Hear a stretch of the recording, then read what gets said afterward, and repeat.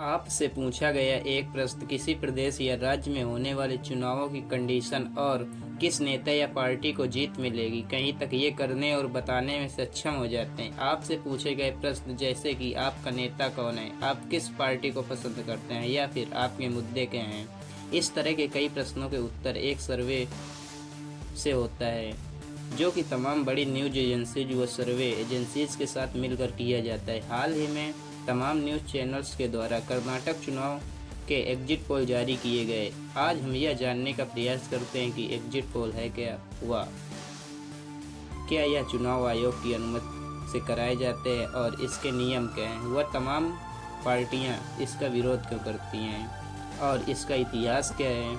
इसी तरह हम राष्ट्रीय और अंतर्राष्ट्रीय खबरों की चर्चा करते हैं। यदि आप चैनल पर नए हैं तो चैनल को सब्सक्राइब करें और वीडियो को शेयर करें। तो पहला क्वेश्चन यह है कि एग्जिट पोल है क्या।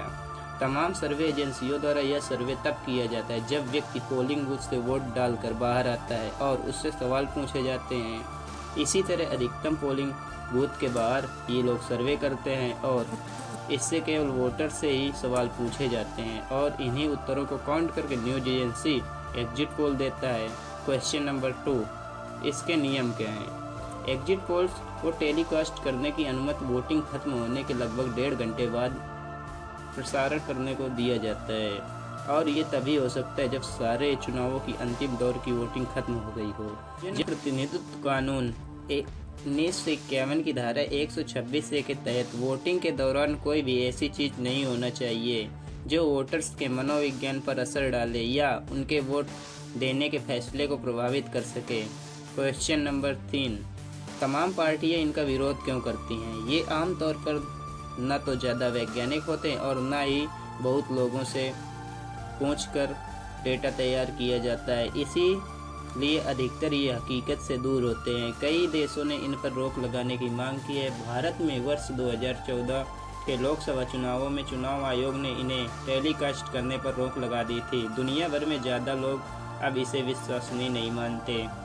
क्वेश्चन नंबर 4, एग्जिट पोल का इतिहास क्या है। जब हम किसी भी मुद्दे की चर्चा करते हैं तो उसका इतिहास जानना बहुत ज़रूरी होता है। माना जाता है कि ये 1967 में ये एक डच समाजशास्त्री व पूर्व राजनीतिज्ञ मार्शल वान डेन ने देश में चुनाव के दौरान एग्जिट पोल किया।